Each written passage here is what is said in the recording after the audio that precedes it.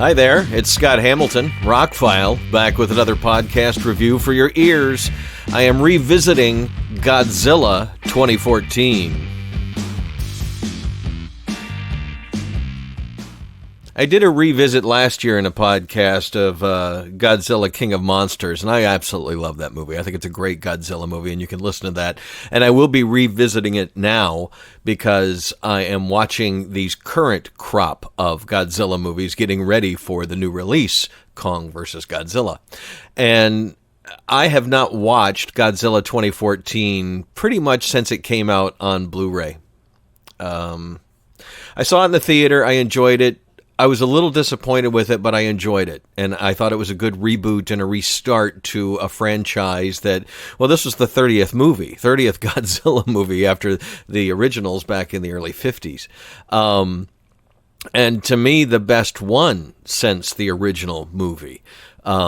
Because it carried on some of the same themes. They took it seriously, but I'll get into some of the reasons why I was a little bit disappointed with it. And then I didn't watch it because later Skull Island came out, the Kong movie, which was great, and Godzilla King of the Monsters came out, and it was great. So those have been rewatched a couple of times since I've not rewatched the original Godzilla.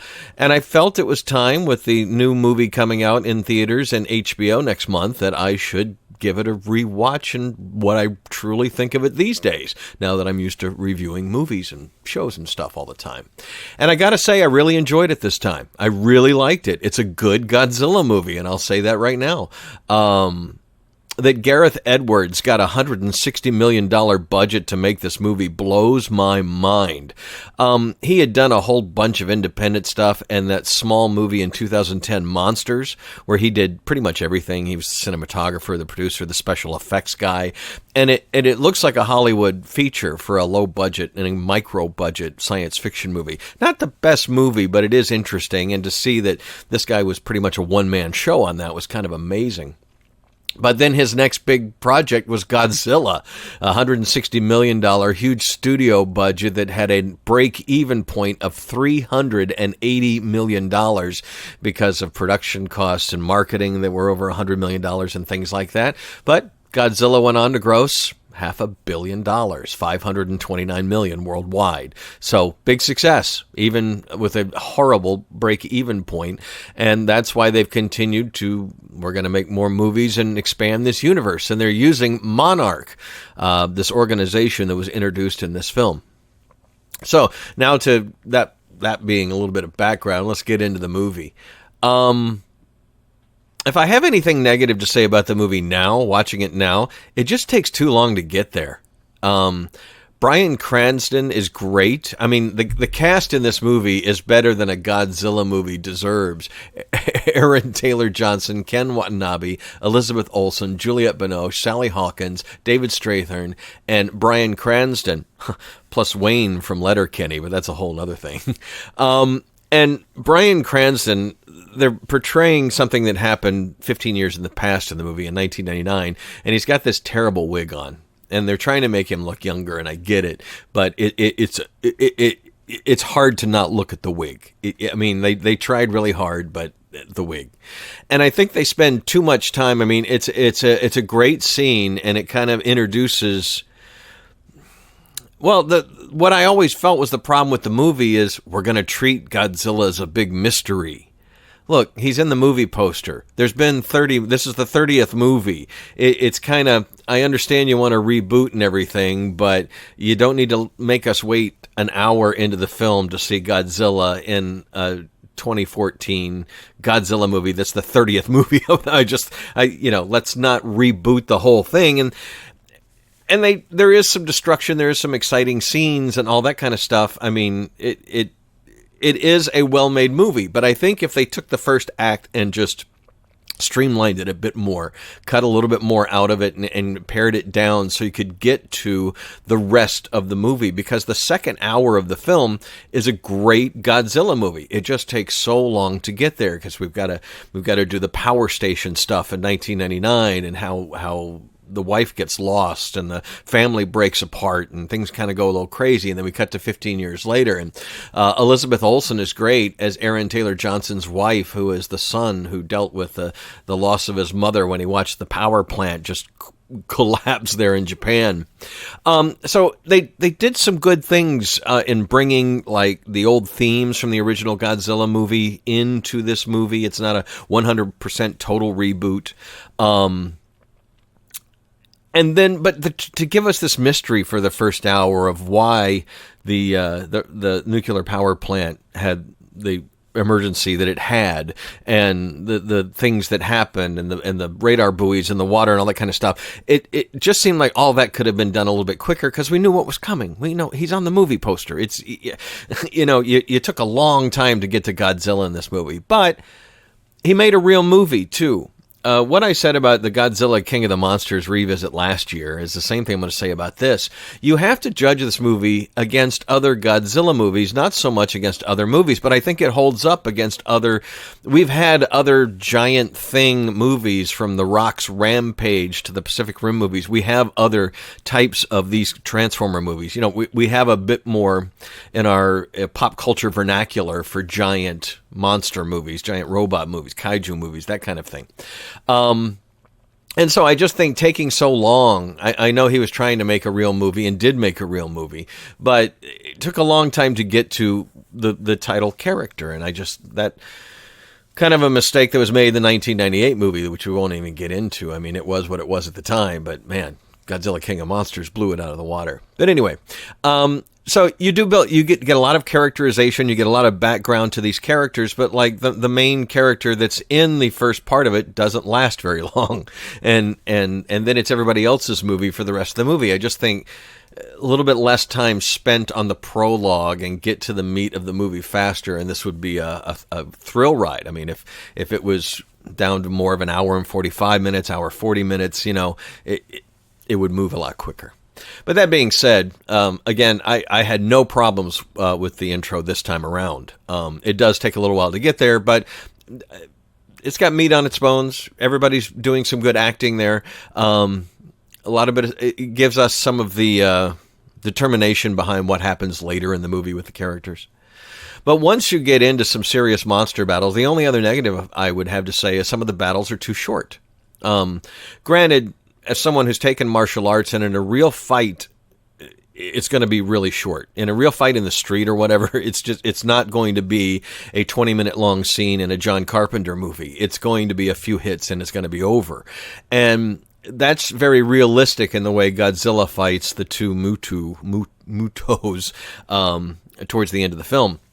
But a little bit more monster bashing action. I mean, he kind of finishes them off 1-2, and it's like, okay, a little bit more. But the special effects are great. It holds up. Another reason why I was rewatching my Blu-ray of Godzilla is it's about to come out on 4K. And I wanted to see if I really need to upgrade or not. Do I like the movie enough to upgrade? Are the visuals enough to upgrade? And watching it on Blu-ray, it's a very good Blu-ray. I'm watching it up-converted like I have with all the modern stuff that I've been reviewing. It's running through a 4K player, up-converted to 4K on an 85-inch 4K HDR television. Pretty high-end stuff, and it looks really good. Not a whole lot of compression artifacts. It looks, like I said in another review recently, I've watched some recent Blu-rays that look terrible, blown up, and this one looks good.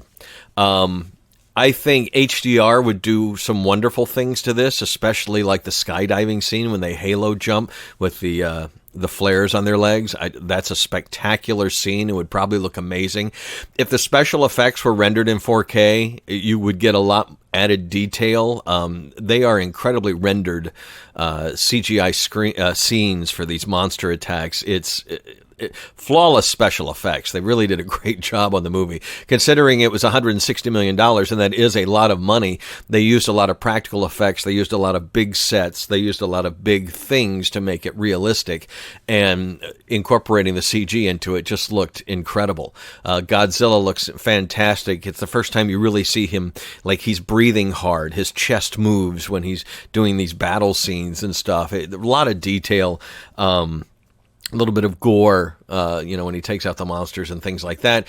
There could have been more to the battle scenes, but again, we're now used to Pacific Rim, Godzilla, King of the Monsters, Skull Island, movies that do have a lot more battle. And that was what I said in the review of King of the Monsters, was they really doubled down on what we really wanted to see and almost went too much with it. But we'll find out coming up in the next Godzilla vs. Kong that's going to be out at the end of March. So revisiting it this time, probably the third time I've seen the movie, I really enjoyed it. I think there needs to be a little bit more Godzilla action in a movie called Godzilla, but other than that, to reboot the series and to make its own American line of films, it was a good start and an interesting. And so let's talk about Monarch. It introduces this behind-the-scenes organization that came up when Godzilla was first discovered back in the early 50s. They have kind of been like an X-Files organization behind the scenes, investigating these giant monsters, because it turns out there was more than one, and we find out more about Monarch, but they're using that to tie this movie universe together, because it was Monarch who investigated Skull Island in that movie. And at the end, we saw some cave etchings of some of the other monsters in the monster universe, and that's how we knew it was all going to connect eventually. And then in Godzilla King of the Monsters, some of those cave etchings came to life in monsters that were awakened in that film. And now, for whatever reason, Godzilla versus Kong, they're going to fight. There's a big rumor on the internet that maybe Mechagodzilla has been setting all this up, doing some bad things that Godzilla wouldn't do, and that causes Kong to fight Godzilla. And I don't know, that's an interesting idea. And it seems like when Hollywood takes some of these interesting ideas and will pull something out of comics or fan imaginations and plug them into a movie. We've seen it in the Marvel Universe. We're seeing it right now with WandaVision, how they're really treating the fans to some interesting levels of geek knowledge and stuff. And Godzilla would certainly, the next film would obviously want to pull more, because they've pulled in King Ghidorah and some of the other, Mothra and some of the other big monsters from Godzilla past into this current universe.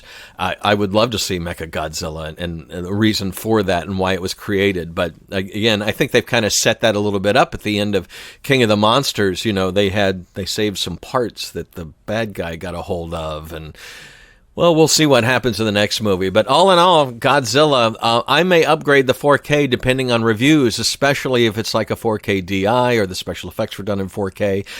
Want to get some professional reviews maybe before I plunk down a lot of money to upgrade the film. But it is a good Godzilla movie. If you judge it against other Godzilla movies, it's a great Godzilla movie. You've got good acting, you've got great special effects, and I don't know. Well, I know why I was disappointed. It would be nice to have a bit more Godzilla action in the Godzilla movie. But other than that, as watching a fine monster city crushing movie, Godzilla is highly entertaining. And if you haven't watched it in a few years, pick it back up and watch it as we get back into this Godzilla universe with the release of Godzilla and Kong in another month and a half. Very much looking forward to it. I'll be revisiting the other two movies in its monster universe, so look for those podcasts coming soon. Check out therockfile.com for all the links. Please like, share, and subscribe. And thank you very much for listening.